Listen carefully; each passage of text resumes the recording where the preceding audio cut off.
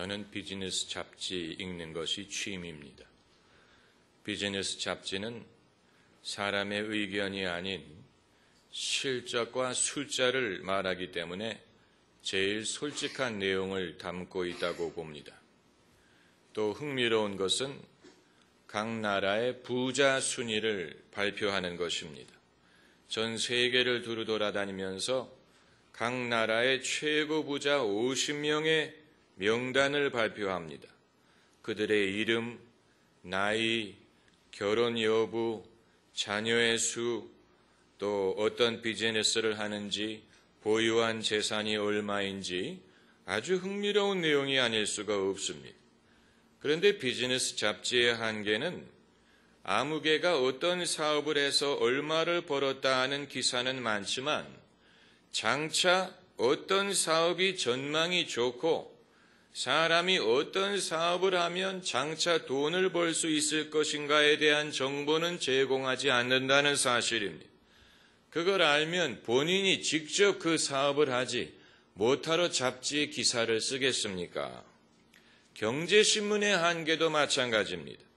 아무개 기업이 어떤 주문 얼마치를 수주했다더라. 아무개 기업의 주식이 요즘에 오른다더라.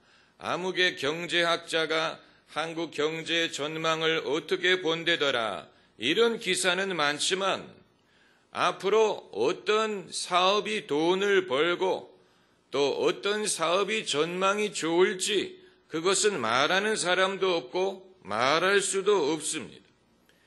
우리는 정보의 홍수 시대를 살고 있습니다. 정보를 얻는 길은 많습니다. 그런데 이 많은 정보가 미래를 예측할 수 있도록 도와주는 것은 아닙니다. 이 많은 정보가 우리의 갈 길을 밝히 보여주는 것도 아닙니다. 오히려 세상에는 부정적인 정보가 더 많습니다. 세계 경제 전망이 어둡다느니, 청년 취업이 어렵다느니, 경기가 안 좋다느니, 결혼을 하기가 힘들다느니, 부동산 경기가 나쁘다느니, 신문을 읽고 나면 오히려 미래가 암울하게 보이고 우리가 가졌던 꿈과 비전마저도 잃어버릴 수가 있습니다.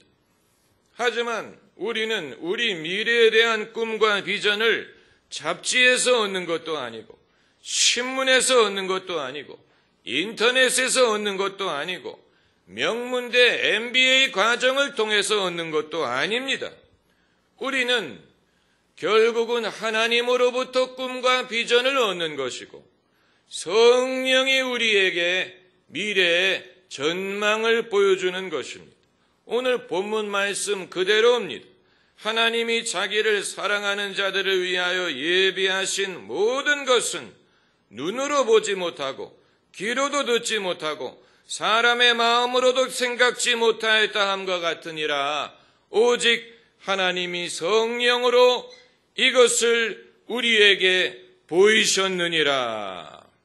아마 여러분이 이 구절에서 받으시는 첫인상은 영적인 것이면 당연히 그렇지요.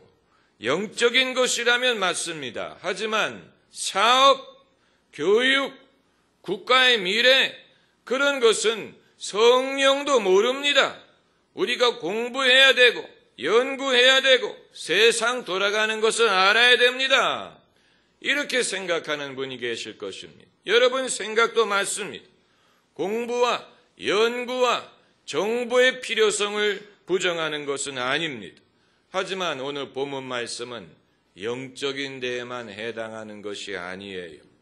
하나님이 자기를 사랑하는 자들을 위하여 예비하신 모든 것이라고 했습니다. 모든 것, 하나님이 예비하신 모든 것, 이 모든 것을 우리가 알 수 있는 길은 눈으로도 볼 수 없고 귀로도 들을 수 없고 마음으로도 생각지 못하나 하나님이 성령으로 우리에게 보이셨다고 했습니다. 성경에 충분한 근거가 나와 있습니다. 요셉이 애굽에 있을 때 바로가 꿈을 꾸지 그 꿈의 내용이 심상치 않습니다. 그러나 그것을 해석할 수 있는 사람이 아무도 없습니다. 그래서 요셉이 그것을 해석합니다. 그 내용이 장차 애굽에 7년의 풍년이 오고 그 이후에 7년의 흉년이 오는데 그 흉년이 하도 심해서 7년의 풍년의 풍성함을 다 까먹어버리게 될 것이다. 이런 내용입니다. 요셉은 꿈을 해석한 것뿐만이 아니고 그 문제를 해결할 수 있는 해법을 제시했습니다. 그가 말하기를 풍년이 지속되는 동안에 곡물을 저장해 놓으면 흉년이 왔을 때 나라가 망하지 않고 먹을 것을 얻게 될 것이다. 요셉이 한 말은 신앙에 대한 것이 아닙니다. 먹고 사는 문제에 대한 것이고 국가의 미래에 대한 것이었습니다. 하지만 이것도 하나님이 영감으로 주시는 말씀을 통해서 알 수가 있었던 것입니다. 사무엘 선지자가 이새 집에 찾아왔을 때 장차 이스라엘의 임금이 될 사람을 물색하기 위하여 왔습니다. 아주 민감한 상황이에요. 이새가 긴장하면서 자기의 7 아들을 사무엘 선지자 앞에 도열시킵니다. 다 키도 크고 잘생겼어요. 사무엘은 임금감들이 여기 있구나라고 생각하고 있었는데 하나님이 말씀하시기를 이 사람도 아니고 저 사람도 아니다. 너희는 외모를 취하나 나는 중심을 보느니라. 사무엘은 당황하기 시작했습니다. 왜냐하면 이새 7 아들을 다 지나갔는데 거기에 하나님이 정하신 사람이 없었던 것입니다. 여기에서 가짜 선지자와 진짜 선지자의 차이가 드러납니다. 아마 가짜라면 7명 중에 하나인 척했을 것입니다. 그러나 사무엘은 진짜 선지자였기 때문에 이새에게 물어봤습니다. 당신의 아들이 이게 다냐? 그랬더니 이새가 말하기를 말째가 있는데 그가 들에서 양을 치나이다. 사무엘이 독촉함 빨리 그를 데리고 오너라. 그가 오기 전까지는 우리가 앉지 아니하겠다. 그래서 데리고 온 사람이 누굽니까? 다윗. 사무엘이 다윗을 볼 때 하나님이 말씀하시기를 이가 그니 그에게 기름을 부으라. 이렇게 해서 사무엘 선지자가 다윗에게 기름을 붓게 되고 다윗은 이스라엘 역사상 가장 위대한 임금이 될 수가 있었던 것입니다. 이것은 신앙에 관계된 것이 아닙니다. 이것은 정치적인 것이고 국가의 지도자에 대한 것이고 국가의 미래에 관련된 것입니다. 이 일에 대해서도 사람이 눈으로 보지 못하고 귀로 듣지 못한 것을 하나님이 당신의 성령을 통하여 알게 하신 것입니다. 사도 바울이 이방인 선교를 시작한 후에 아시아 쪽으로 가려고 했던 적이 있습니다. 그런데 성경을 보면 예수의 영이 그를 막았다고 했습니다. 정확히 어떤 방식으로 막았는지는 알 수가 없지만 아무튼 예수님의 영이 바울이 아시아로 가는 것을 허용하지 않았습니다. 바울이 무슨 마케팅 연구를 한 게 아니고 인구의 추세를 연구한 게 아닙니다. 바울은 성령에 순종하고 기다렸습니다. 그랬더니 어느 날 밤에 환상이 보이기를 마게도냐 사람이 바울에게 건너와서 우리를 도우라고 말하는 환상을 봅니다. 학자들은 그의 환상에 나타났던 마게도냐 사람이 알렉산더 대왕이었을 것이다 이렇게 추측을 하는데 그 환상의 결과로 바울이 유럽으로 건너가게 되고 유럽이 복음화되는 전기를 마련합니다. 기독교 신앙이 서구 문명의 신앙이 될 수 있었던 결정적인 계기가 바로 이 사건입니다. 역사가 이런 식으로 흘러가게 될 줄 누가 알았겠습니까? 오직 성령으로만 알 수 있었던 것입니다. 오늘날 기독교 신앙과 영성에 대하여, spirituality, 영성에 대하여 일반인들이 갖고 있는 편견이 있습니다. 영성 좋지만 이것들은 여자들을 위한 것이다. 집에서 살림하는 주부들을 위한 것이다. 신앙과 가족에 대해서는 도움이 될지 모르지만 남자가 바깥에서 일하는 일에는 별로 상관이 없다. 이런 식의 편견을 갖고 있는 사람들이 많이 있습니다. 하지만 우리가 성경에서 발견하는 것은 성령의 도움으로 하나님이 예비하신 것을 발견한 사람들이 남자들이었다는 사실, 세상에 지위 있는 활동하는 남자들이 하나님의 인도를 받았다는 사실입니다. 아브라함은 성직자가 아니에요. 아브라함은 제사장도 아니고 목사도 아니고 사도도 아닙니다. 그는 오늘날로 말하자면 사업가입니다. 성공적인 비즈니스맨입니다. 그럼에도 아브라함은 믿음의 사람이요, 하나님의 말씀을 쫓아가는 믿음의 인물이었습니다. 다윗도 마찬가지. 다윗도 성직자가 아닙니다. 그는 군인이요, 임금이요, 정치인이요, 음악가요, 팔방미인이요, 카리스마가 있는 인물이요, 여자를 사랑할 줄 아는 사람이었어요. 동시에 그는 하나님의 사람이요, 하나님의 마음에 합한 사람이었습니다. 요셉도 마찬가지. 요셉도 성직자가 아닙니다. 그는 오늘날로 말하면 고위 공직자입니다. 경제 기획을 담당한 사람입니다. 동시에 요셉은 하나님의 영에 충만한 사람이었던 것입니다. 오늘날 많은 남자들이 기도나 신앙이나 영성을 여자들의 전유물로 생각하고 본인은 자기의 세상 직업에만 전념하면 된다고 생각하는 것은 잘못 생각하는 것입니다.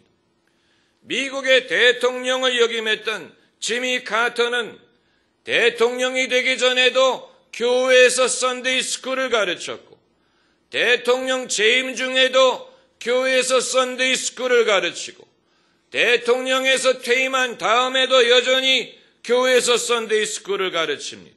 그는 정치이기 이전에 남침례교 집사였고 충실한 기독교인이었습니다. 신앙과 기도가 여자의 몫이라는 생각은 지미 카터에게는 없는 생각입니다. 지금 미국의 공화당 대통령 후보인 미트 롬니는 비록 몰몬교도이기는 하지만 그가 비즈니스맨으로 정치인 생활을 하는 동시에 몰몬교의 감독 직분을 수행했다는 사실은 바쁜 남자일수록 교회 일에 관여할 수 없다는 기독교인들을 부끄럽게 하는 것입니다. 교회에 나오지 않는 아버지들, 예수 그리스도를 믿지 않는 남편들, 아마 본인은 개인의 목적을 위해서는 교회를 나올 필요가 없다고 생각할지 모르지만 여러분, 세상 누구도 자기만을 위해서 살지 않고 가족을 위해 살고 남에게 책임을 지고 살고 있기 때문에 교회에 나오지 않는 아버지들은 그럼 자기 자녀에 대해서는 기도할 필요를 느끼지 않는다는 얘기입니까? 자기 자녀가 자기의 능력과 팔자만으로 잘 될 수 있다고 생각한다는 얘기입니까? 자녀가 몸이 아플 때, 부모님이 몸이 편찮으실 때, 가정이 갈등이 있을 때, 자녀가 진로 문제로, 결혼 문제로 괴로워할 때 그 애비들은 내버려 둔다는 말입니까? 본인의 목적을 위해서는 교회를 나오지 않더라도 자녀를 위해서, 가정을 위해서, 하나님께 기도해야 될 책임이 있는 게 아닙니까? 누군가의 도움을 의지해야 되지 않습니까? 신앙이 없는 정치인들도 마찬가지예요. 본인 개인의 목적을 위해서는 하나님을 믿을 필요를 느끼지 못하더라도 그들의 지역구를 위해서는 하나님의 도움을 구해야 되지 않습니까? 그 지역구가 가뭄이 들었든 그 지역구에 경제 문제가 있든 자기의 능력만으로 그것을 해결할 수 있다고 생각한다는 얘기입니까? 조선시대 임금들은 가뭄이 오면 자기가 덕이 없어서 그렇다고 생각하고 하늘 앞에 회개를 했다고 하는데 하나님께 기도하지 않고 자기의 능력으로 국정을 수행을 할 수 있다고 생각합니까?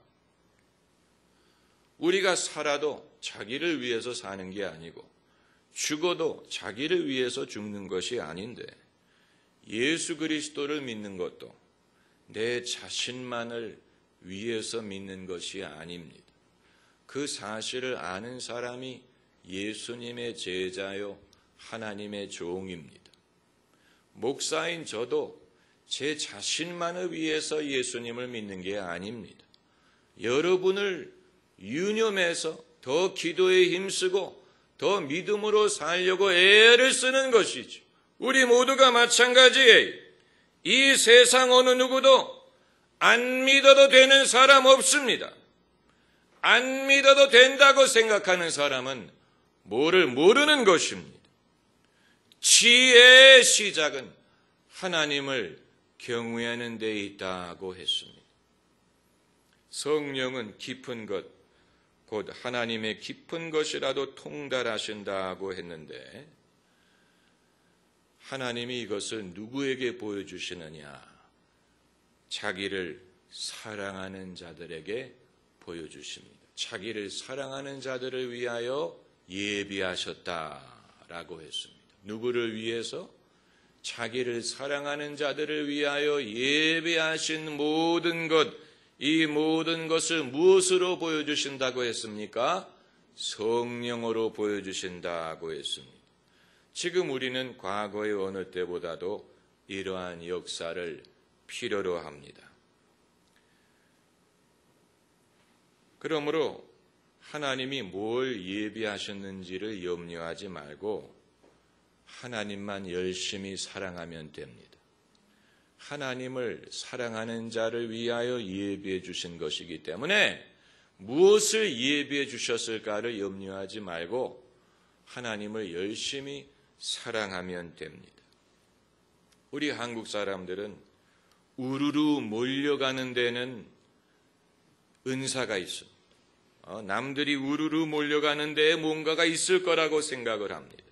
학원도 남들이 우르르 몰려가면 몰려가고 아무튼 스스로 생각하는 사람은 찾아볼 수 없고 전부 다 남이 무엇을 하는지, 남의 집에는 어느 학원을 보내는지, 남은 어떤 옷을 입고 다니는지, 남은 어떤 차를 타고 다니는지, 남을 의식하고 남 보이는 앞에서 살려고 하는 것이 우리의 문화예요.